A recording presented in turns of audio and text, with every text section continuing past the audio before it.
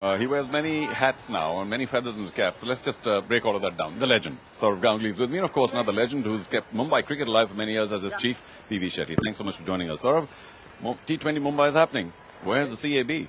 Yeah, we also starting it. Will take a little bit of time. Maybe this season in October, November, and we'll get this going as well. And it's a great thing, it gives opportunities to so many players at this level, at the club level, to come and play competitive cricket. T20 cricket has got a long way forward. You imagine an IPL game in this ground. It is such a historic venue. And when I was just walking in, and I was telling Mr. Shetty, I've actually seen this ground transform from the old Wankhede to this new one. And I remember hitting a six at that side to Muralidharan out of the park. So this is, Bombay cricket, and Bombay is, as they say, it's the institution. Yeah, well, if we get to your memories of cricket, we'll be here all day. So unfortunately, we'll have to move along. Shetty, that's what I was he talked about the stadium and that too, so many changes. It's been completely redone. Are you now finally happy with the final product? Yeah, definitely. This is one of the best stadiums in the country, and we are trying to make all our effort to see that all the problems in the stadiums are solved and all the facilities are given. The best of the facilities in the world are here. Yeah. I wonder if I can ask the producers to show the wind entry and exit points on both sides of the stadium. They're so important because all of a sudden the sea breeze comes in and it's a pleasure to play here rather than the heat that is normally in Mumbai. Yeah, definitely. As Sourav said, this is one of the best stadiums and everybody feels very elated and good to play over here. Okay, just very quickly, how happy are you 5 days gone with the T20 Mumbai? Has it achieved everything you wanted it to? We are very happy, as Sourav said, for the players because they are getting a good opportunity. Probably when I was talking to Sandeep Patil, he said that this type of opportunities was available only when they play for India. But a club level cricketer, he's getting an opportunity to play in such a big stadium and with such a big good telecast and all. I think the players are getting a wonderful chance to play. Commercially speaking, I don't think Sandy had even this going when he was playing. But Sourav, has T20 now completely settled in India? Are all the hesitation over whether T20 is good for cricket or not, is that over and done by? It has settled a long time. IPL is in its 10th season, 11th season. It's gone past 10 seasons, and you see the excitement with the IPL. As I was saying, with the Mumbai Indians game here, it's going to be absolutely electric. So T20 has settled in every part of the world. It's the game for the future. But having said that, I always say and I believe that Test cricket and T20 cricket both will have its place. Test cricket is the real cricket. That's the real test. At 9:30 in the morning when the ball zips past you at the Wankhede on the surface, it's a different ball game. So both will have its own place, and both will bring crowds to the ground. We just need to help Test cricket a bit more. But T20 cricket is there for everyone. Without question. In terms of participation, the entertainment level is just fabulous. Oh, that could be the first boundary of the day. Sourav, who has adapted better to T20? We keep talking about it being a batsman's game, but do you think the bowlers are also now keeping pace with the necessary changes? Oh, yeah, absolutely. You see, just follow the tournament in Sri Lanka. Look at the spinners, what they've done. The two spinners for India, Chahal and the young Washington Sundar, even in South Africa. The spinners came into the game and they make a huge difference. So cricket will always be well played when the team has a good bowling unit, whether it's Test cricket, whether it's one-day cricket, whether it's T20 cricket, because bowlers win you matches. Batsmen will always be there, they'll dominate, but you need to pick wickets to win any form of the game, and bowlers will always look at Shardul Thakur. I know you keep talking about the knuckleball. How they make changes in their repertoire, in their armory to become successful, and bowlers will always have a place in any form of cricket. It's just that they need to stay fit. Yeah, 5 for no loss after the first over. Also, I think it's pretty obvious, but your thoughts on the fact that the fielding standards, if not catching, seem to be just reaching a different dimension. Fitness, fitness awareness. When I started in 95, 96, my first Test match, you had some outstanding fielders. But with time, it's the culture which goes around in teams that you got to be a good fielding side. Look at this Indian team. They've got some electric fielders everywhere, whether it's Kohli, whether it's Rohit Sharma, whether it's Rahane. Jadeja, unfortunately, not a part of the side. Hardik Pandya, looks so quick on the field. So fielding has to be has to be right up there. And you can see the change in Indian culture. When I started playing, it was Chonty Rhodes, Herschel Gibbs around the world, Paul Collingwoods, who people would stand up and say, wow. But now in Indian team, you've got 6 or 7 of them, and the world will stand up and say that this fielding unit is along with the best in the world. So it's the culture which has made a difference, and it's so remarkable to see. Even as you say that, fine fielding effort at short pine there. So, just to emphasize what we're saying, Shetty, in other states, there's a lot of infrastructure development because of these leagues. Other grounds come up in other parts of the state. In Mumbai, of course, you're a small territory, but still, is there scope for more infrastructure to develop? For instance, the BKC ground could be, a good option for such a league. We have 2-3 other grounds also, like the BKC ground, Sachin Tendulkar Gymkhana at Kandivali, and our President Ashish Shelar is trying with the present government to get more grounds. So, in fact, the Azad Maidan, which was one of our best grounds, it has gone for the metro project. But I definitely feel that the government will help us by giving us some more grounds.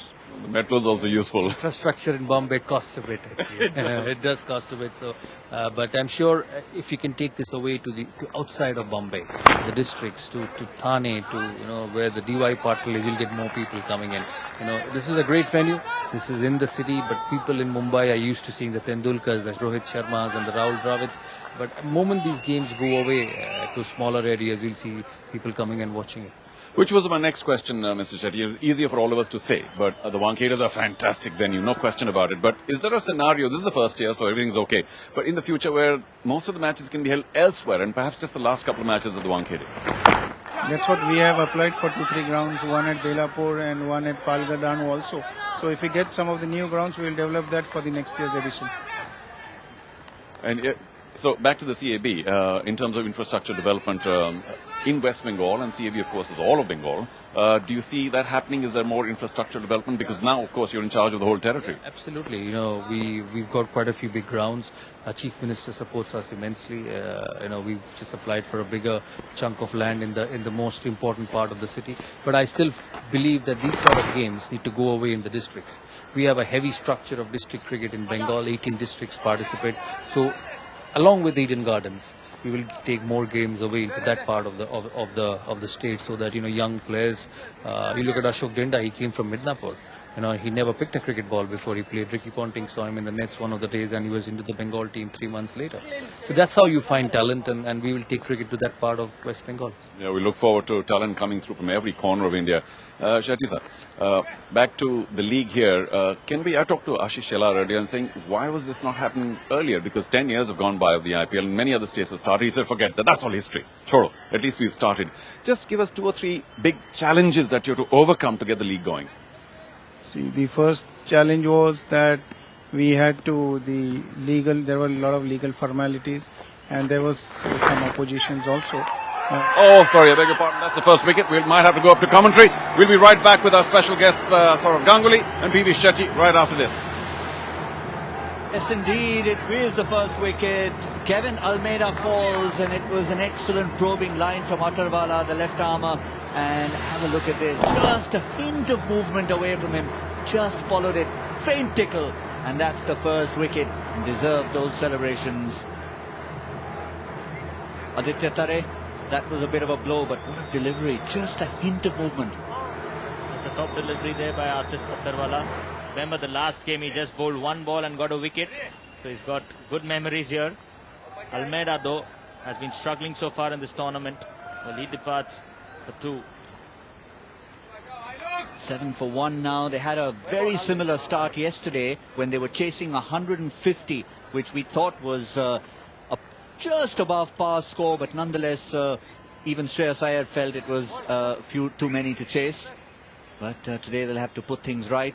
Aman Khan coming in at the fall of the first wicket to join his captain, and yet again bit of responsibility on Shreyas Iyer, just like yesterday. Well, yes, he's been doing well with the bat, Shreyas. He'll be confident of coming into this game as well. That's a positive change in the batting lineup of the Blasters there. They've sent in the power hitter at number 3 to make use of the power play. It'll be interesting to see how he goes about things. Aman Khan, he's had a good tournament as well.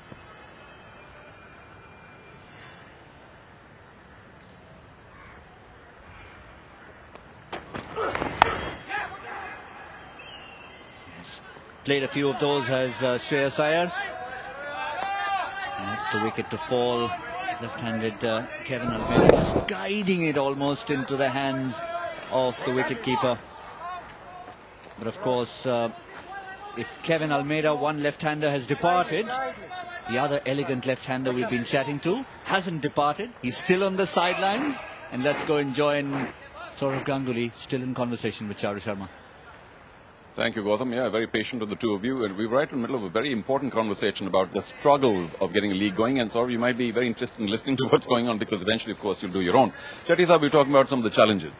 See, one of the challenges were some legal permissions and all.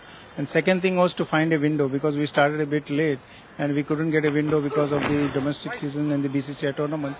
At last we found this and we had to squeeze this year. But next year probably we might start in October, November, where we have a correct window where all the international players also participate. You know, this window is such an important point, because sort of as more leagues come up in other parts of India, this window is going to be very, very crowded. And how does one solve this problem? You know, windows are a problem because of the Ranji Trophy and the first class cricket. I don't think other parts of India are a problem, because you can only play your local boys.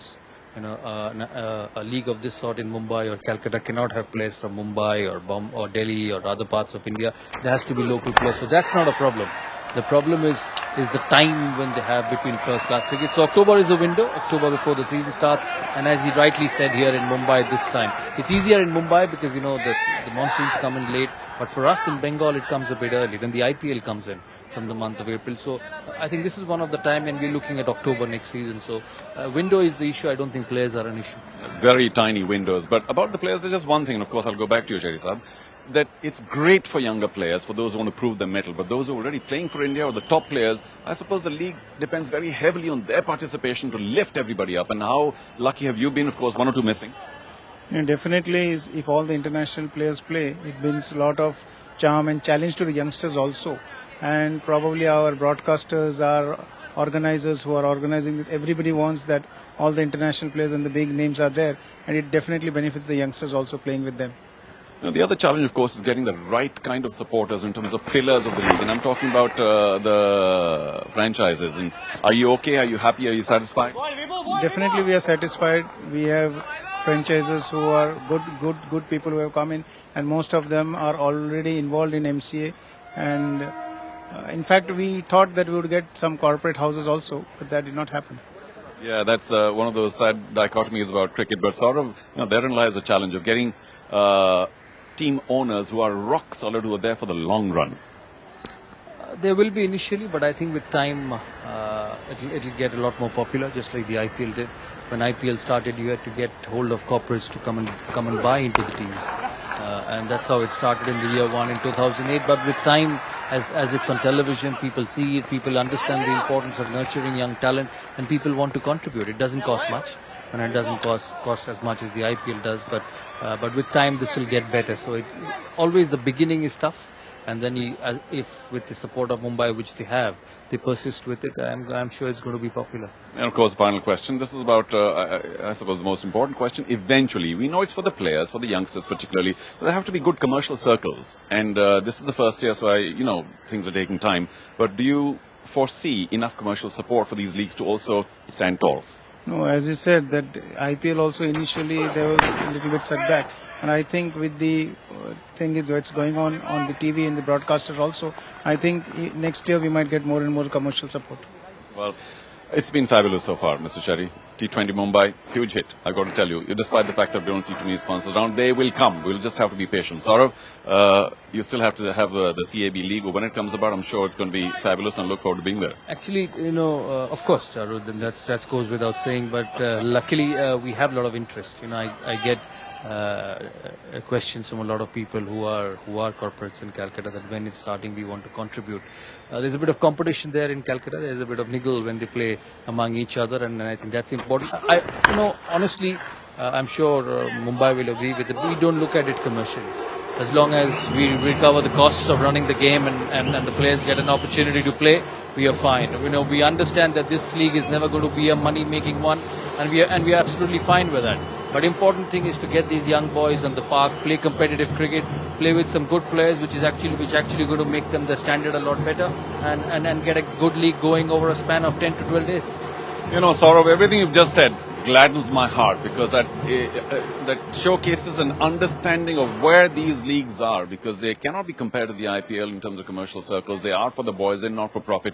So all of that is just fantastic to hear. Thank you so much for joining us. Sourav Ganguly, ladies and gentlemen. Of course, PV Shetty, who made this league happen. Fantastic. Congratulations to you once again for T20. Thank you, sir. Thank you.